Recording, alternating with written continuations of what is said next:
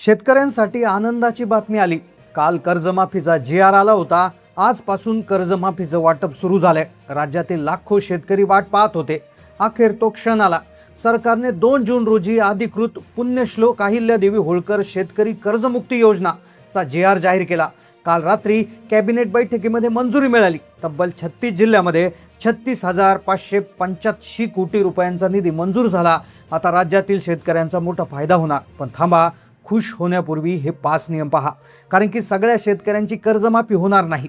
कालपर्यंत कर्जमाफीच्या बाबतीत अनेक व्हिडिओ आले। कोणी म्हणायचं इतके शेतकरी अपात्र, तितके शेतकरी अपात्र, पण अखेर जी.आर. मुळे सगळ्या गोष्टी आता क्लिअर झाल्या आहेत। जी.आर. मध्ये 5 असे कडक नियम घातलेले आहेत की ज्यामुळे पात्र असूनही लाखो शेतकऱ्यांचं नाव यादीतून एका झटक्यात बाहेर पडेल। जी.आर. आल्यानंतर शेतकऱ्यांमध्ये आनंदाचं वातावरण पसरलं होतं। प्रत्येकाला वाटलं होतं आपलं कर्ज माफ होईल। पण या जी.आर. मध्ये जे 5 नियम सांगितलेले आहेत, ज्यामुळे 90 लाख शेतकऱ्यांचं मोठं नुकसान होऊ शकतं।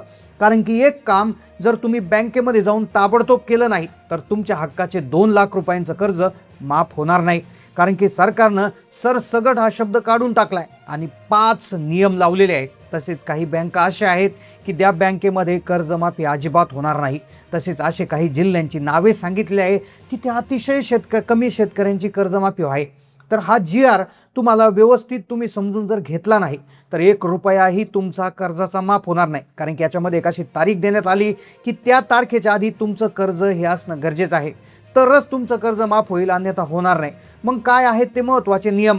कर्जमाफी मंजूर झाली, पण कोणते शेतकरी पात्र आणि कोणते शेतकरी अपात्र आहेत? नेमकं कोणत्या शेतकऱ्यांची कर्जमाफी होणार, कोणत्या बँकांची होणार आणि कोणत्या बँकांची होणार नाही? कोणते ते 5 कडक नियम आहेत? सगळी सविस्तर माहिती तुम्हाला देणार आहे। आता आपण 1 सेकंदही वेळ वाया न घालवता ताबडतोब ही माहिती देणार आहे आणि पुराव्यासह जी.आर. मधली माहिती आपण घेणार आहोत। आता जी.आर. मधले महत्त्वाचे 5 मुद्दे तुम्हाला सांगणार आहेत। शेवटी ते 5 नियम सांगणार आहेत की आणि त्यानंतर सगळ्यात महत्त्वाचा मुद्दा की बँकेमध्ये जाऊन तुम्हाला नेमकं काय करायला सांगितलंय।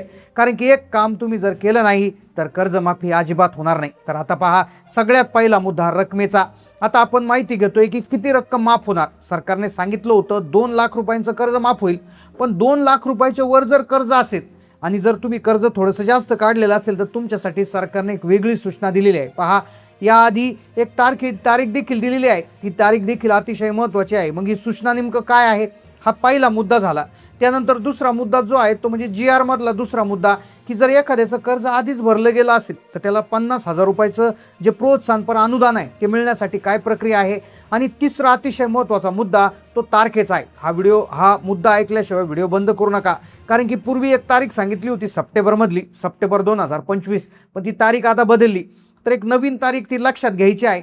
आणि 5वा महत्त्वाचा मुद्दा तो बँकेमधला आहे। बँकेमध्ये जाऊन एक काम करायला सांगितलेलं आहे।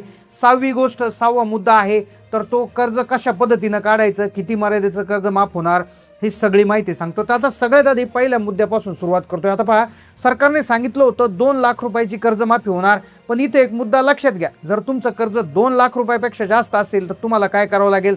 समजा 3 लाख, 5 लाख, 7 लाख असं तुम्ही कर्ज काढलं असेल तर सरकार तुमचं फक्त 2 लाखाचं कर्ज माफ करणार आहे। पूर्ण अर्ज बाद करणार का? तर नाही। जी.आर. मध्ये OTS म्हणजे 1 टाइम सेटलमेंटचा एक मुद्दा देण्यात आलाय। हा मुद्दा अतिशय बारकाईनं समजून घ्या।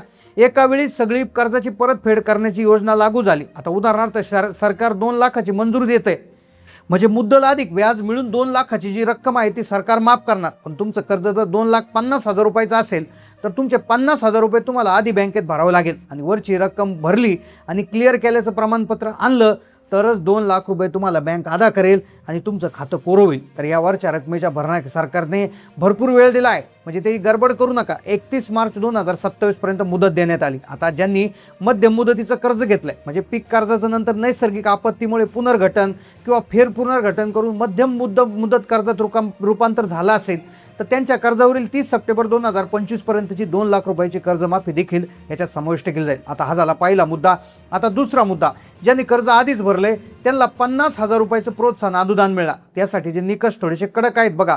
सन 2022-23, 2023-24 आणि 2024-25 या 3 आर्थिक वर्षापूर्वी कोणत्याही 2 आर्थिक वर्षामध्ये तुम्ही पीक कर्जाची उचल घेतलेली असावी आणि ते वर्ष संपल्यावर म्हणजे पुढील वर्षाच्या 30 जून पूर्वी तुम्ही कर्जाची सगळी रक्कम जर भरलेली असेल तर 50,000 रुपयाचे थेट तुमच्या बँक खात्यात जमा केले जाणार. आता इथे गोड बातमी अशी की जर लहान शेतकऱ्याने घेतलेल्या पीक कर्जाची मुद्दल आणि व्याजाची रक्कम 50,000 रुपयापेक्षा कमी असेल, उदाहरणार्थ 30,000 40,000, तर ती भरली असेल तरी त्याला त्या ठिकाणी त्यांनी भरलेली रक्कम किमान 5,000 रुपये अशा प्रकारचं एक प्रोत्साहन दिलं जाईल. आता पहा, हा झाला दुसरा मुद्दा. पण आता सगळ्यात कळीचा मुद्दा असा आहे की ज्याच्यामुळे 91 लाख शेतकऱ्यांचं जवळपास 16 लाख शेतकरी जे आहेत ते अपात्र होऊ शकतात. या अपात्रतेची यादी वाढू शकते, कारण की 7/12वर जमीन जी आहे तर त्या जमिनीची अट नेमकं काय आहे, कोणते 5 नियम लावलेले आहेत. पण त्याआधी जाणून घेऊया तारीख काय आहे. तर पहा, एक कट ऑफ तारीख जाहीर करण्यात आली आहे. म्हणजे या तारखेच्या नुसारच तुमच्या कर्जमाफीचा जो आहे तो मुद्दा क्लिअर होणार आहे. आता नियम काय सांगतोय की पहा, ज्या शेतकरी बांधवांनी 1 एप्रिल 2019 ते 31 मार्च 2025 या कालावधीत बँकांकडून अल्पमुदत पीक कर्ज उचललं होतं, फक्त तेच शेतकरी आता या योजनेसाठी पात्र मानले जातील. तारीख मुद्दा लक्षात घ्या. 1 एप्रिल 2019 ते 31 मार्च 2025 या कालावधीत बँकांकडून अल्पमुदत पीक कर्ज जर घेतला असेल तर आणि तरच त्या ठिकाणी ते माफ होतील. पहा, इथे एक आणखी मोठी अट आहे की हे घेतलेलं पीक कर्ज जे आहे तर ते 30 सप्टेंबर 2025 पर्यंत बँकेच्या खात्यात थकबाकीत असणं अनिवार्य आहे. 31 मार्च 2026 पर्यंत त्याची परतफेड झाली नसली पाहिजे. लक्षात घ्या, जर तुमचं कर्ज आता हा भाग अत्यंत काळजीपूर्वक ऐका आणि स्वतः तपासून पहा. GR मधल्या निकषानुसार वैयक्तिक शेतकरी हाच योजनेचा आधार मानला गेलाय. सामूहिक किंवा संस्थात्मक शेतकरीला यातून वगळलं गेलंय.